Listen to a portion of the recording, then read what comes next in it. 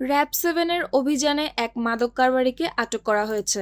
গতকাল সোমবার র‍্যাব-7 চট্টগ্রাম গোপন সংবাদের মাধ্যমে জানতে পারে, কতিপয় মাদক কারবারি একটি বাসযোগে মাদকদ্রব্য বহন করে ঢাকা হতে চট্টগ্রামের দিকে নিয়ে আসছে। উক্ত তথ্যের ভিত্তিতে ঢাকা-চট্টগ্রাম মহাসড়কের ফৌজদারহাট এলাকায় রাস্তার উপর অস্থায়ী একটি চেকপোস্ট স্থাপন করে গাড়ি তল্লাশি শুরু করে। এ সময় র‍্যাবের চেকপোস্টের দিকে আসা একটি আন্তনগর বাসের গতিবিধি সন্দেহজনক মনে হলে র‍্যাব সদস্যরা বাসটিকে থামানোর সংকেত দেয়। বাস থেকে নেমে দ্রুত পালিয়ে যাওয়ার চেষ্টাকালে র‍্যাব সদস্যরা আসামি মোহাম্মদ আক্তার হোসেনকে আটক করতে সক্ষম হয় ও তল্লাশিকালে তার 2টি ট্রাভেল ব্যাগের ভেতর বিশেষ কৌশলে রক্ষিত 24 কেজি গাঁজা উদ্ধার করা হয়।